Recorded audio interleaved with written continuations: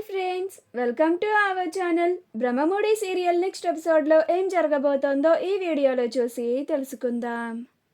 Yamini రాజులని follow అయిన కావ్య అసలేం జరిగింది అని తెలుసుకోవడానికి ఈ వీడియోని స్కిప్ చేయకుండా ఎండ్ వరకు చూసేయండి.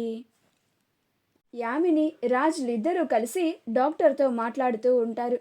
అలా కావ్య కిటికీ దగ్గర నుంచొని చూస్తూ మొత్తం వింటూ ఉంటుంది.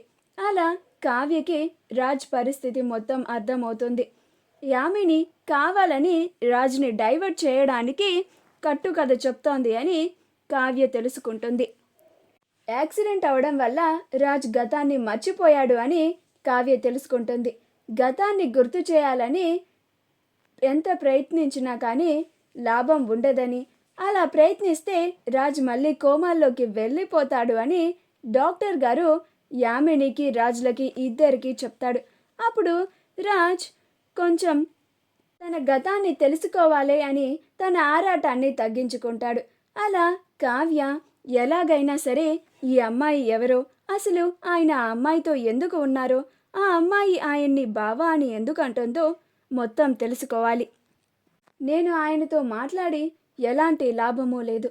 ఆయన గతం మర్చిపోయారు కాబట్టి నేను వెళ్ళి ఆయన ఎదురు నుంచున్నా కానీ నన్ను గుర్తుపట్టలేరు. మొన్న అదే జరిగింది. ఆయనే స్వయంగా నన్ను హాస్పిటల్లో జాయిన్ చేశారు, కానీ ఆయన నన్ను గుర్తుపట్టలేదు. అదే గుర్తుపట్టి ఉంటే ఆ రోజే ఆయన నన్ను కళావతి అని పిలిచేవారు, నాతో పాటు మా ఇంటికి వచ్చేవాడు. అలా చేయలేదు అంటే నిజంగానే ఆయన గతాన్ని మర్చిపోయారు. అది ఉపయోగపెట్టుకొని ఈ డాక్టర్ గారు ఆ అమ్మాయి ఇద్దరూ కలిసి ఆయన 6 నెలల క్రితమే కోమాలో ఉండి వచ్చారు. ఇప్పుడు గతం గుర్తు చేసుకోనివ్వకుండా గతం గుర్తు చేస్తే కోమాలోకి వెళ్ళిపోతారు అని కట్టుకథ చెప్తున్నట్లుగా ఉంది అని కావ్య అనుకుంటూ ఉంటుంది. అలా యామిని రాజులిద్దరూ డాక్టర్ గారితో మాట్లాడిన తర్వాత టాబ్లెట్స్ని తీసుకొని వెళ్తూ ఉంటారు. అలా రాజ్ డాక్టర్ని అడిగినా కానీ ఆ అమ్మాయి ఆచూకీ తెలియదంటున్నారు. నేనేమో రిసెప్షన్లో కనుక్కుందామంటే నా పక్కనే యామిని ఉంది. యామినిని ఎక్కడికన్నా పంపించి రిసెప్షన్లో కనుక్కోవాలి అని అనుకుంటూ ఉంటాడు. కానీ యామిని మాత్రం బావా, ఇంక మనం మన ఇంటికి వెళ్ళిపోదామా అని అంటుంది. అప్పుడు రాజ్ అలాగే యామిని అని అనుకుంటూ ఎలా యామినిని పక్కదోవ పట్టించి రిసెప్షన్ దగ్గరికి వెళ్ళి ఆ అమ్మాయి గురించి తెలుసుకోవాలా అని ఆలోచిస్తూ ఉంటాడు. ఈలోగా యామిని బావా, ఈరోజు నేను నీకు నీ గతాన్ని పరిచయం చేస్తాను అని అంటుంది. అప్పుడు రాజ్ అలానే చూస్తూ ఉంటాడు. వీళ్ళ మాటలు వింటూ కావ్య కూడా వీళ్ళిద్దరిని ఫాలో అవుతూ ఉంటుంది. అప్పుడు యామిని, ఏంటి బావా, అర్థం కాలేదా? అదే బావా, నువ్వు చిన్నప్పుడు చదువుకున్న స్కూల్కి, అలాగే నీ ఫ్రెండ్స్ని పరిచయం చేస్తాను, అలాగే మీ అమ్మా నాన్నలని కూడా పరిచయం చేస్తాను అని అంటుంది. అప్పుడు రాజ్కి అర్థమైపోతుంది యామిని ఎక్కడికి వెళ్ళదు అని. ఈసారి వచ్చినప్పుడు ఆ అమ్మాయి గురించి ఇన్ఫర్మేషన్ తెలుసుకోవాలని రాజ్ అనుకుంటాడు. అలాగే యామిని, సరే పద అని వాళ్ళిద్దరూ వెళ్తూ ఉంటారు. వాళ్ళ కార్ని కావ్య ఫాలో అవుతూ ఉంటుంది. యాదగిరి, ఆ కార్నే ఫాలో అవ్వు, అస్సలు మిస్ అవ్వకూడదు అని చెప్తూ ఉంటుంది. ఏ మాత్రం కూడా వాళ్ళకి అనుమానం రాకూడదు, అలా ఫాలో అవ్వు అని అంటుంది. అప్పుడు యాదగిరి అలాగే మేడం అని అంటాడు. అలా యామిని రాజులని కావ్య ఫాలో అవుతూ ఉంటుంది.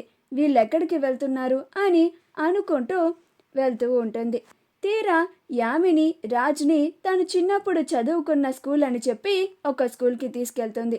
అక్కడ ప్రిన్సిపల్ మేడంతో మాట్లాడిస్తూ ఉంటుంది. అక్కడ కూడా కావ్య ఒక కిటికీ దగ్గర నుంచొని మొత్తం చూస్తూ వింటూ ఉంటుంది. రాజ్ అక్కడికి వెళ్ళగానే ఆ ప్రిన్సిపల్ మేడం, హాయ్ రామ్, ఎలా ఉన్నావు, పెద్దవాడివైపోయావే అని అంటుంది. అప్పుడు రామ్ అలానే బిత్తరు చూపులు చూస్తూ ఉంటాడు.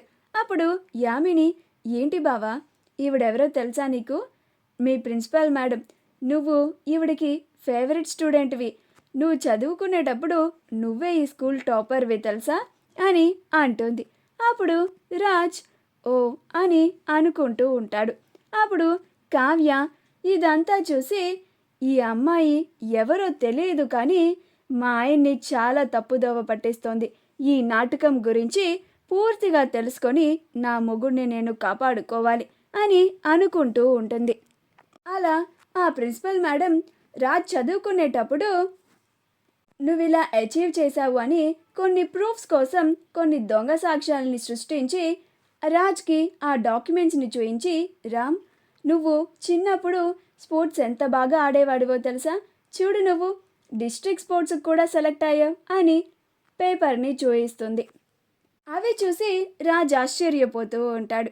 ఆ తరువాత యామిని రాజ్ని తీసుకొని వాళ్ళ ఫ్రెండ్స్ అని చెప్పి ఒక గ్యాంగ్ దగ్గరికి తీసుకెళ్తుంది. అలా వాళ్ళతో మాట్లాడిస్తూ ఉంటుంది. అక్కడికి వెళ్ళిన తర్వాత వాళ్ళు కూడా, రామ్ ఎలా ఉన్నావురా, నన్ను ఇంకా గుర్తుపట్టలేదా, అలా చూస్తున్నాడేంటి అని అనుకుంటూ ఉంటారు వాళ్ళు. అప్పుడు యామిని, ఏంటి బావా నీ ఫ్రెండ్ చిన్నప్పటి నుంచి నీ బెస్ట్ ఫ్రెండ్ బావా గుర్తుపట్టలేదా అని అంటుంది. ఇదంతా కూడా కావ్య చూస్తూ ఉంటుంది. అప్పుడు యామిని, ఏమనుకోకండి, మా బావకి యాక్సిడెంట్ అవ్వడం వల్ల గతం మర్చిపోయాడు అని అంటుంది. అప్పుడు వాళ్ళు కావాలని రాజ్ ముందు, మాకు తెలుసు యామిని అని, జయరామ్ చిన్నప్పుడు మనిద్దరం ఎంత గోల చేసేవాళ్ళమో తెలుసా, అది చేసేవాళ్ళం ఇది చేసేవాళ్ళం అని మొత్తం కబుర్లు చెప్తూ ఉంటాడు. కానీ రాజ్కి మాత్రం ఏమీ అర్థం కావు, ఆశ్చర్యంగానే వింటూ ఉంటాడు. ఆ తరువాత యామిని రాజ్ని తీసుకొని ఒక 2 సమాధుల దగ్గరికి వెళ్తుంది. అక్కడికి వెళ్ళిన తర్వాత రాజ్ ఆశ్చర్యపోతూ ఉంటాడు. ఇదేంటి యామిని ఇక్కడికి తీసుకొచ్చావు అని అంటాడు. అప్పుడు యామిని, నేను నీకు మీ అమ్మా నాన్నలని పరిచయం చేస్తాను అని చెప్పాను కదా బావా అని అంటుంది. అప్పుడు రాజ్ అవును అని అంటాడు. అప్పుడు యామిని ఆ 2 సమాధులను చూపించి, వీళ్ళే మీ అమ్మా నాన్న, చిన్నప్పుడే చనిపోయారు బావా అని అంటుంది. ఇదంతా కూడా కావ్య వింటూ ఉంటుంది. డౌటే లేదు, ఈ అమ్మాయి నా మొగుడిని ట్రాప్లో పడేస్తోంది. మా ఆయన అమ్మా నాన్న నిజంగా బ్రతికే ఉన్నారు కదా, చనిపోయారు అని చెప్పి సమాధులని చూపిస్తుంది అంటే నా భర్త ప్రమాదంలో ఉన్నారు. ఎలాగైనా కానీ నా భర్తని కాపాడుకుంటాను. నేను మీ ఎదురుగా వచ్చి నిలబడి నుంచున్నా కానీ మీరు నన్ను గుర్తుపట్టలేని పరిస్థితుల్లో ఉన్నారండి. మీరు ఎలాంటి పరిస్థితుల్లో ఉన్నారండి, నేను కూడా మీ ఎదురుకి వచ్చి మీ భార్యని అని చెప్పుకునే పరిస్థితుల్లో కూడా లేను అని బాధపడుతూ ఉంటుంది. మా వీడియో కనుక మీకు నచ్చినట్లయితే లైక్ చేయండి, షేర్ చేయండి, మా ఛానల్ని సబ్స్క్రైబ్ చేసుకోండి, పక్కనే ఉన్న బెల్ ఐకాన్ని క్లిక్ చేయడం మాత్రం మర్చిపోకండి.